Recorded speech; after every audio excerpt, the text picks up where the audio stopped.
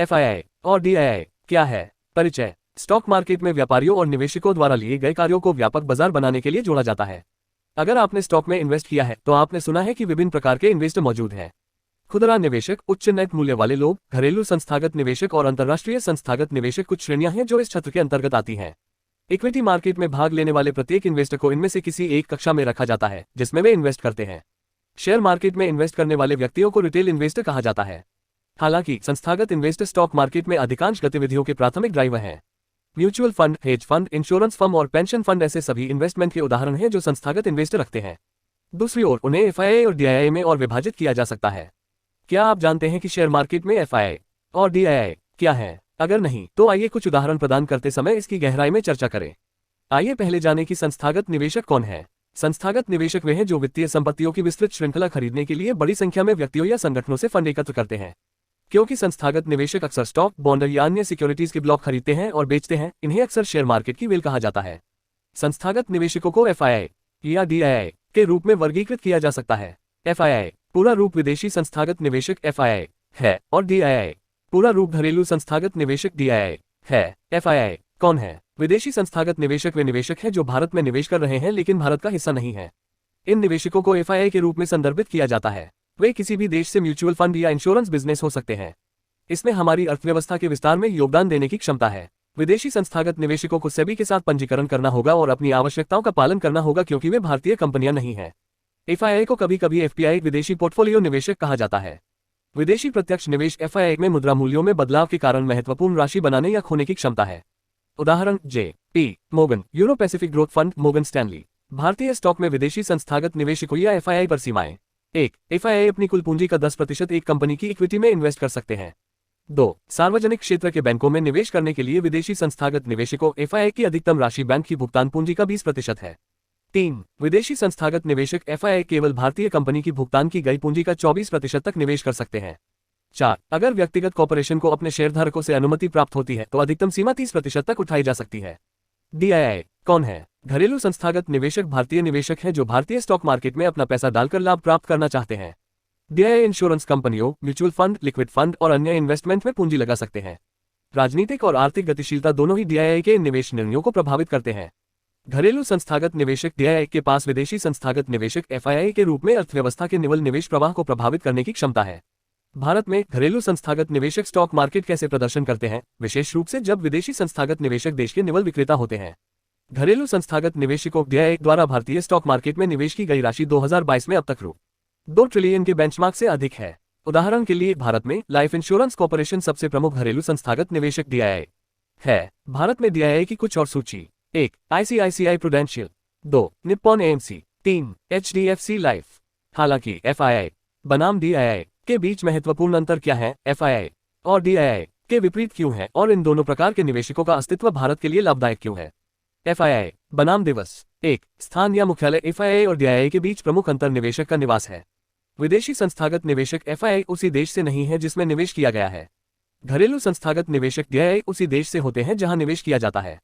2. Investment की कुल राशि की सीमाएं। FII कंपनी की भुगतान की गई पूंजी की कुल राशि का केवल 24% तक इन्वेस्ट कर सकते हैं। DII के स्वामित्व पर ऐसी कोई अवरोध नहीं है। 3. Research team. चूंकि FII उस देश के देशी नहीं है जहां वे इन्वेस्ट कर रहे हैं, इसलिए उन्हें किसी भी इन्वेस्टमेंट करने से पहले अतिरिक्त और अधिक गहराई से विश्लेषण करना होगा। दूसरे शब्दों में, उन्हें DII की तुलना में अधिक शक्तिशाली R&D और रिसर्च स्टाफ की आवश्यकता होती है। लेकिन इस बेहतर रिसर्च के कारण इन्वेस्टर FII इन्वेस्टमेंट पर अधिक विश्वास कर रहे हैं। 4. Stock market holding. FII में निफ्टी 500 बनाने वाली कंपनियों में लगभग 21% होल्डिंग होती है। दूसरी ओर DII निफ्टी 500 कंपनियों में सभी शेयरों में से लगभग 14% है। 5. Investing style. Foreign institutional investors FII short to medium term पर फोकस के साथ इन्वेस्ट करते हैं। घरेलू संस्थागत निवेशक DII मुख्य रूप से दीर्घकालिक निवेश करते हैं। भारत में किस प्रकार के FII बनाम DII की अनुमति है? भारत में विभिन्न प्रकार के विदेशी संस्थागत निवेशक FII और घरेलू संस्थागत निवेशक DII सूची निम्नलिखित है। घरेलू संस्थागत निवेशक DII। भारतीय इंश्योरेंस कंपनियां। भारत में पिछले कुछ दशकों के दौरान इंश्योरेंस फर्म की महत्वपूर्ण वृद्धि हुई है। वे घातक बीमारी या दुर्घटनावश मृत्यु के मामले में फाइनेंशियल सुरक्षा प्रदान करते हैं। उदाहरण के लिए बजाज आलियांज लाइफ इंश्योरेंस और मैक्स लाइफ इंश्योरेंस। भारतीय बैंक और अन्य भारतीय फाइनेंशियल संस्थाएं लोन, लॉकर और विभिन्न प्रकार के इंश्योरेंस वे ऑफर करने वाले आइटम में से एक हैं। इन एसेट से उत्पन्न लाभ इक्विटी मार्केट में रखे जाते हैं। उदाहरण में HDFC बैंक, SBI और कोटक महिंद्रा बैंक शामिल हैं। इंडियन म्यूचुअल फंड कंपनियां इन्वेस्ट करने के लिए इस्तेमाल किए जाने वाले सबसे आम फाइनेंशियल वाहनों में से एक है म्यूचुअल फंड, जो भारत में व्यापक है। फिर वे जोखिम के साथ व्यक्तिगत निवेशकों के आराम के स्तर पर विचार करते हुए वांछनीय एसेट में संयुक्त पूंजी का निवेश करते हैं। उदाहरण में ICICI prudential mutual fund, Tata mutual fund आदि शामिल हैं।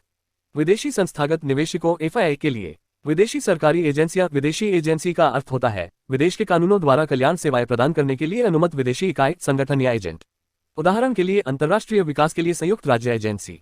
विदेशी केंद्रीय बैंक। विदेशी केंद्रीय बैंक एक ऐसा बैंक है जो कानून या सरकारी अनुमति द्वारा सरकार के अलावा अग्रणी प्राधिकरण है जिसका उपयोग मुद्रा के रूप में किया जाना है। सेंट्रल बैंक एक फाइनेंशियल संगठन है जो राष्ट्र की करेंसी रिजर्व के लिए डिपॉजिटरी के रूप में कार्य करता है। उदाहरण के लिए यूरोपीय central bank, bank of Japan, bank of England. सार्वभौमिक संपत्ति फंड आसानी से एक सार्वभौमिक संपत्ति फंड राज्य द्वारा नियंत्रित और सरकार द्वारा वित्तपोषित एक निवेश फंड है जो आमतौर पर अतिरिक्त रिजर्व की बिक्री के माध्यम से किया जाता है। किसी राष्ट्र की अर्थव्यवस्था और इसके निवासी दोनों एसडब्ल्यूएफ की स्थापना से लाभ उठाते हैं। एसडब्ल्यूएफ विभिन्न स्रोतों से अपनी पूंजी प्राप्त कर सकता है। उदाहरण के लिए कोरिया इन्वेस्टमेंट कॉर्पोरेशन, किक और Taiwan national stabilisation fund TNSF। अंतर्राष्ट्रीय बहुपक्षीय कंपनियां जब 3 या अधिक देश एक साथ मिलकर काम करते हैं तो उनमें से प्रत्येक के लिए महत्वपूर्ण विषयों पर काम करते हैं। वे ये सुनिश्चित करते हैं कि वैश्विक मामलों के प्रबंधन में हर किसी के पास ये सुनिश्चित करते हुए कि किए गए किसी भी राहत प्रयास वैध हैं। उदाहरण के लिए वैश्विक पर्यावरण सुविधा GEF, यूरोपीय bank for reconstruction and development EBRD। निष्कर्ष, एफआईआई और DII जैसे संस्थागत निवेशक अपने देश और जहां वे निवेश करते हैं उसके आधार पर अलग अलग होते हैं। दोनों आवश्यक बाजार प्रतिभागी हैं जो अपने कार्यों के माध्यम से बाजार पर महत्वपूर्ण प्रभाव डालते हैं। अगर आप ट्रैक करते रहते हैं कि फी और DII स्टॉक मार्केट को कैसे प्रभावित करते हैं तो आप भविष्य के मार्केट ट्रेंड की भविष्यवाणी कर सकते हैं। इन नंबरों के आधार पर इन्वेस्टमेंट के निर्णय लेने से पहले आपको उनके कार्यों का कारण जानना होगा। FAQ, क्या एफआईआई और DII विपरीत तरीकों से काम करते हैं?